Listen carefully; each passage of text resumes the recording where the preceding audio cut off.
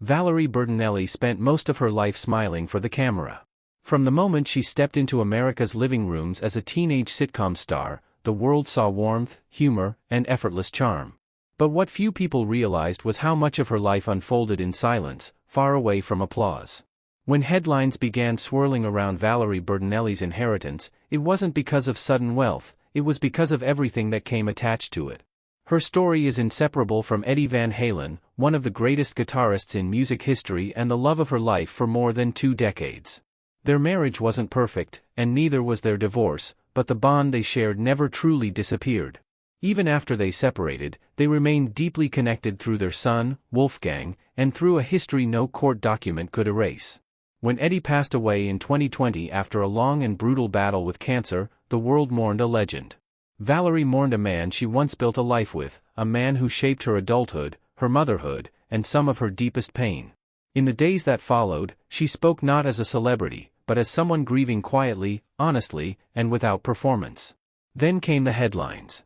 Reports about Eddie Van Halen's estate quickly turned public attention toward Valerie. Who inherited what? How much did she receive? Was she entitled to anything after their divorce? But those questions missed the point entirely.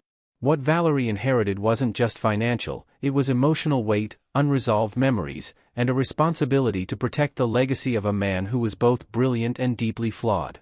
Unlike many celebrity estate battles, there was no public war. Eddie had made his wishes clear. The majority of his estate went to his son, Wolfgang, and Valerie supported that fully. Any inheritance she received was handled privately, quietly, and with dignity. Still, the internet speculated wildly, turning grief into gossip. What made the situation especially painful was timing. Valerie had spent years rebuilding herself after addiction struggles within her marriage, personal loss, and the emotional toll of fame. Eddie's death reopened chapters she had worked hard to heal. Inheriting reminders of that life, whether financial or symbolic, forced her to confront emotions she never expected to relive so publicly. In interviews since, Valerie has admitted something rare in Hollywood, that love doesn't end when a marriage does, and grief doesn't follow legal boundaries. She didn't speak about inheritance as a win or a headline moment.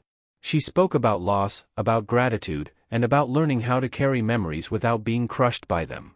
Today, Valerie Bertinelli lives more honestly than ever. She chooses vulnerability over perfection, truth over image.